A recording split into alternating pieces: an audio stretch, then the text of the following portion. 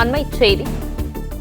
தேசிய பசுமை தீர்ப்பாய உத்தரவின்படி விருதுநகர் மாவட்டத்தில் உள்ள 46 பட்டாசு ஆலைகளின் உரிமம் தற்காலிகமாக ரத்து செய்யப்பட்டுள்ளது. இது குறித்தான முழு விவரங்களோடு இணைந்திருக்கிறார் செய்தியாளர் மணிவண்ணன். மணிவண்ணன், வணக்கம். இது குறித்தான முழு விவரங்களையும் பதிவு பண்ணல. வணக்கம். விருதுநகர் மாவட்டத்தில் தொடர்ந்து பட்டாசு ஆலையில் ஏற்பட்டு வரும் வெடிவிபத்திலே தடுப்பதற்காக கடந்த சில நாட்களுக்கு முன்பாக தேசிய பசுமை தீர்ப்பாயம் தாமாக முன்வந்து இனி ஒரு பட்டாசு ஆலை வெடிவிபத்து கூட நடக்கக்கூடாது என மாவட்டத்தில் உள்ள அனைத்து பட்டாசு ஆலைகளிலும் 10 நாட்களுக்குள் ஆய்வு மேற்கொள்ள வேண்டும் என மாவட்ட நிர்வாகத்திற்கு உத்தரவு பிறப்பித்தது. மேலும் ஆய்வின் போது விதிமீறல் இருந்தால் அந்த ஆலையை மூடுவது குறித்து அதிகாரி முடிவெடுக்கலாம் எனவும் அதிரடி உத்தரவு பிறப்பித்திருந்தது.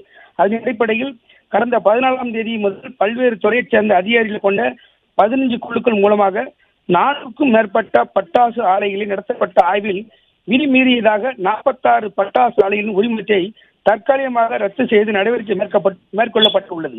மேலும் நடத்தப்பட்டு வரும் ஆய்வின் அறிக்கை வரும் 27ஆம் தேதி தேசிய பசுமை தீர்ப்பாயத்தில் மாவட்ட நிர்வாகம் சார்பாக சமர்ப்பிக்க உள்ளதாக தகவல் தற்போது வெளியாகியுள்ளது. பிளே ஸ்டோர் மற்றும் ஆப் ஸ்டோரில் இருந்து பாலிமர் செயலியை QR கோடு மூலம் பதிவிறக்கம் செய்யுங்கள். செய்திகளை உடனுக்குடன் பெறுங்கள்.